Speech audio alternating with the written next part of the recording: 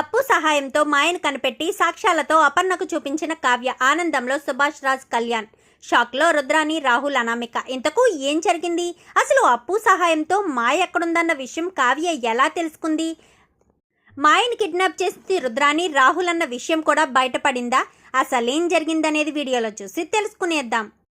Brahmamudi upcoming ఎపిసోడ్స్లో ఏం జరగబోతుందో ముందుగా తెలుసుకోవాలి అనుకుంటే వీడియోని లైక్ చేయండి, ఛానల్ని సబ్స్క్రైబ్ చేసుకోండి, పక్కనే ఉన్న బెల్ సింబల్లో ఆల్ పై క్లిక్ చేయండి. ఎలా చేయడం వల్ల అందరికంటే ముందుగా చూడవచ్చు.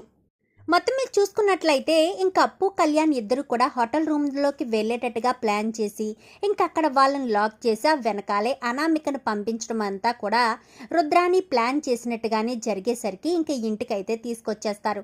అసలు ఏంటి కళ్యాణ్, నువ్వు అప్పు హోటల్ రూమ్లో ఉండవలసిన అవసరం ఏముంది? మీరిద్దరూ ఫ్రెండ్స్ అనే కదా చెప్పారు అంటూ ఇంకా ధాన్యలక్ష్మి అడిగేసరికి ఏంటి అత్తయ్య అంత జాయిగా అడుగుతున్నారు? అసలు మీ అబ్బాయి తప్పు చేశారు అంటే తప్పు చేయలేదు అంటూ నన్ను వాదించారు. ఆ రోజు నేను పోలీస్ స్టేషన్కి వెళ్ళి మరి వాళ్ళిద్దరి మీద కంప్లైంట్ ఇస్తే నేనేదో తప్పు చేసినట్టుగా, ఇంటి పరువు తీసినట్టుగా చేశారు.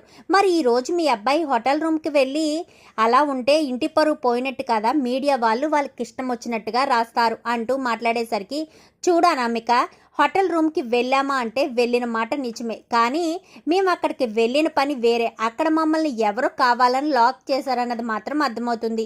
మేము అక్కడికి వెళ్ళాలని ప్లాన్ చేసి అక్కడ మమ్మల్ని ఇరికించాలని ప్లాన్ చేసి మేము అందులోంచి బయటికి వచ్చే క్షణానికి మీడియా వాళ్ళని అక్కడికి తీసుకురావడం అంతా కూడా పక్కా ప్లాన్ చేశారు అని చెప్పాను. కానీ వాళ్ళు ప్లాన్ చేశారు సరే, ఎవరు ప్లాన్ చేశారో తెలీదు. అయినా వేరే వాళ్ళకి మీ ఇద్దరిని ఇరికించాల్సిన పనేముంది? వేరే వాళ్ళేంటి, నువ్వే చేసి ఉండొచ్చు కదా. అప్పుని, నా స్నేహాన్ని నువ్వు ఎప్పటికప్పుడు అనుమానిస్తూ అవమానిస్తున్నావు కాబట్టి నువ్వే ఇదంతా ప్లాన్ చేసి ఉండొచ్చు అని చెప్పానుగా. చూసారు అత్తయ్య ఎలా మాట్లాడుతున్నారో మీ అబ్బాయి. ఏంటి కళ్యాణ్, అనామిక ప్లాన్ చేయడం ఏంటి? అనామికే కావాలని నీ పరువు తీస్తుందా ఏంటి అని చెప్పి ఇంకా ధాన్యలక్ష్మి అనేసరికి ఇవన్నీ కాదమ్మా, నేను మీతో డిస్కషన్ చేసేంత ఓపిక నాకు లేదు, అర్థమవుతుందా? నేనైతే ఏ తప్పు చేయలేదు. అప్పు ఏంటో నేనేంటో నాకు బాగా తెలుసు. మేమిద్దరం ఒకే హోటల్ రూమ్లో పగలు కాదు రాత్రి అంతా ఉన్నా కానీ మా హద్దులేంటో మా పరిధేంటో మాకు తెలుసు. కేవలం అప్పు నేను స్నేహితులుగా మాత్రమే ఉంటాను తప్ప అంతకు మించి మా ఇద్దరి మధ్య ఎటువంటి బంధం లేదు. మీరు నమ్మినా నమ్మకపోయినా అంటూ కళ్యాణ్ వెళ్ళిపోతాడు. ఇంకా అనామిక అయితే అప్పు గురించి వచ్చేసరికి కనకం అయితే కళ్యాణ్ బాబు చెప్పాడు కదా ఎవరి గురించి ఎవరి పరిధులేంటో, నా కూతురు గురించి కూడా అదే చెప్తున్నాను. నా కూతురు ఎప్పుడు ఒకే మాట చెప్తున్నాను, నా కూతురు అయితే తప్పు చెయ్యదు, తప్పు చేసే ఆ అవకాశం కానీ ఆలోచన కూడా నా కూతురికి ఉండదు అని చెప్పి ఇంకా అప్పు బయటికి వెళ్ళిపోతుండగా కావ్య అయితే అప్పు అప్పు అంటూ పిలుచుకుని వెళ్తుంది. ఇదంతా నా వల్లే జరిగింది అప్పు, నువ్వే కనుక మాయకి మాయ గురించి రాకపోయింటే ఇదంతా జరిగేది కాదు కదా అని చెప్పాను. కానీ లేదక్క, ఇప్పుడు వరకు నేను మాయని తీసుకురావాలి అన్న ఒక థాట్ మీదే ఉన్నాను, కానీ ఈసారి ఖచ్చితంగా మాయని తీసుకొస్తాను. ఎందుకంటే నన్ను కళ్యాణ్ని ఎవరు ఇరికించారో, ఇదంతా ఉండి ఎవరు చేశారన్న విషయాన్ని బయటపెట్టి మాయని తీసుకొచ్చి ఏ తప్పు మామయ్య గారు చేయలేదని నిరూపిస్తాను. ఇదంతా వెనకుండి ఎవరు నడిపించారో అందరినీ కూడా నేను బయటకు తీసుకొస్తాను అని చెప్పి ఇంకా అప్పు అయితే వెళ్ళిపోతుంది. అక్కడి నుంచి వెళ్ళింది మొదలు అసలు అప్పు ఆ హోటల్ దగ్గరికి వెళ్ళి ఇంకా అక్కడ హోటల్ మేనేజర్ని 2 దెబ్బలు కొట్టేసరికి ఏమో తెలియదు మేడం, మీరు వస్తే పలానా రూమ్ అని చెప్పారు, అక్కడ మిమ్మల్ని ఎవరు లాక్ చేశారనేది నాకు తెలియదు, ఎవరో 2 రౌడీలు వచ్చి ఇదంతా చేశారు మేడం అని చెప్పి ఇంకా అని బయటకు వచ్చేసరికి ఇంకా అటుగా అప్పు ఫ్రెండ్ ఒకటి వెళ్తూ ఉండగా ఏంటక్క ఇక్కడ ఉన్నావు అని చెప్పాను. కానీ మొన్న జరిగిన న్యూస్ గురించి విన్నాను. అసలు కళ్యాణ్ బాబు నువ్వు మంచి స్నేహితులే కదా, ఇలా ఎందుకు చేశారు అనగానే లేదురా, ఎవరో ఇదంతా కావాలని చేశారు, ఆ రోజు హోటల్ రూమ్లో మమ్మల్ని కావాలనే బంధించారని చెప్పాను. కానీ ఆ రోజే అక్క నేను మీరు రావడానికి కొంచెం ముందనుకుంటా ఈ హోటల్ ముందు కారు ఆపి ఆ హోటల్లోకి తీసుకువెళ్ళడం చూశాను అని చెప్పాను. కానీ ఆ అమ్మాయి తలకు కట్టుందా అని చెప్పాను. కానీ అవునక్క నిజమే, తను చీర కట్టుకుని తలకి కట్టు కూడా ఉందని చెప్పనేసరికి ఇంకా పక్క హోటల్లోకి అయితే వెళ్తుంది. ఇంకా అక్కడ ఉన్న రిసెప్షనిస్ట్ అయితే ఇంకా ఆ చెంప ఈ చెంప వాయగొట్టి బెదిరించడంతో అవును మేడం వెళ్ళారు అని చెప్పనేసరికి సీసీ ఫుటేజ్ చెక్ చేయాలని చెప్పాను. కానీ ఒప్పుకోరు మేడం, మా మేనేజర్ ఒప్పుకోరని చెప్పనేసరికి ఇంకా మళ్ళీ కొడుతుంది.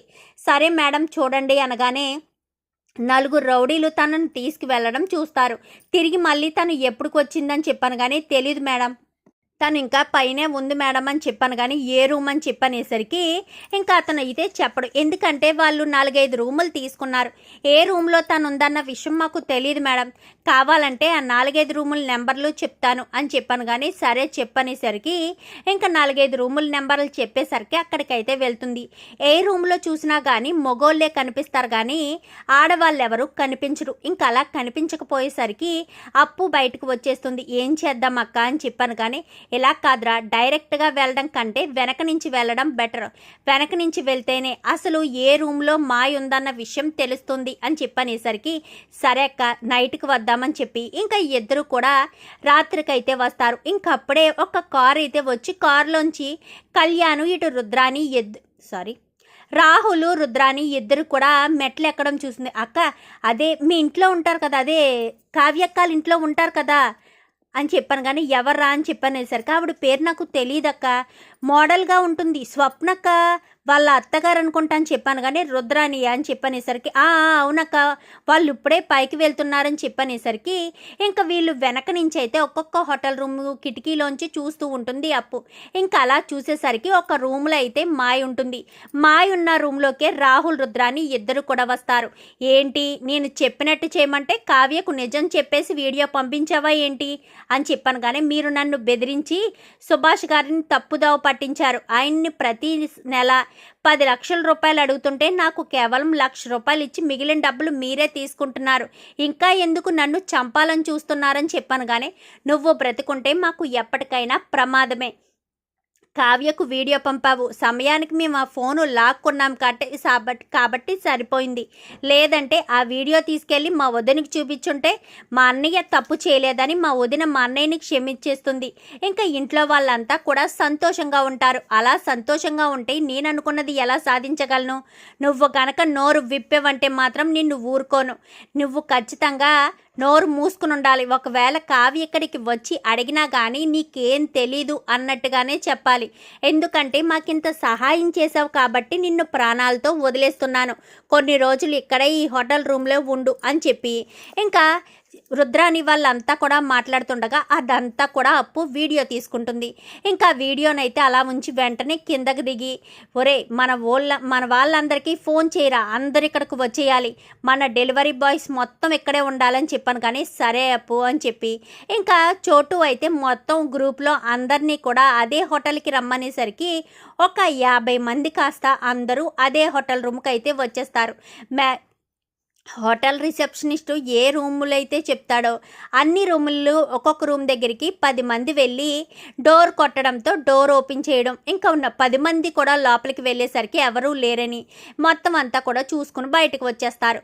ఒక రూమ్లో మాత్రం అప్పు ఇంకొక 9 మందిని తీసుకుని అదే రూమ్లోకి తలుపు కొట్టి లోపలికి వెళ్ళేసరికి మాయ అయితే అక్కడ ఉంటుంది. రామాయ అంటూ ఇంకా అప్పు అయితే మాయని తీసుకుని బయటికి వచ్చేస్తుంది. ఇంకా ఇవి రౌడీలందరినీ కూడా కొట్టేయడంతో ఇంకా ఒకళ్ళైతే రుద్రానికి ఫోన్ చేసి మేడం తప్పించుకున్నారు మేడం, ఎవరో పిజ్జా డెలివరీ బాయ్స్ అంట, మొత్తం అందరూ వచ్చేసారు, మాకేం చేయాలో అర్థం కాలేదు మేడం, మాయ అయితే తప్పించుకుంది అని చెప్పనేసరికి ఖచ్చితంగా అప్పు అయ్యి ఉంటుంది. పిజ్జా డెలివరీ బాయ్స్ అంటే ఖచ్చితంగా అప్పునే.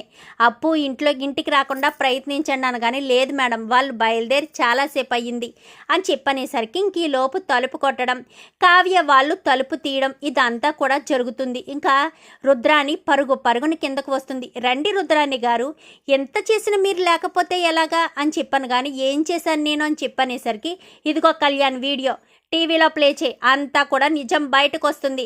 మామయ్య గారు ఏ తప్పు చేయలేదని నువ్వు నేను హోటల్ రూమ్లోకి ఉండడానికి కారణం ఎవరో అన్ని విషయాలు కూడా బయటకు వస్తాయి అని చెప్పి ఇంకా అప్పు అయితే తను తీసిన వీడియోని కళ్యాణ్ చేతిలో పెట్టబోతూ ఉండగా ఈలోపు అపర్ణ అయితే వీడియో తీసుకుని చూస్తుంది. ఒక్కసారిగా షాక్ అయిపోతుంది. ఇంకా వెంటనే ఆ వీడియోని టీవీకి ప్లే చేసేసరికి అందరూ కూడా చూసి ఇదంతా రుద్రాని రుద్రానియే కావాలని మాయతో ఇదంతా చేయించింది.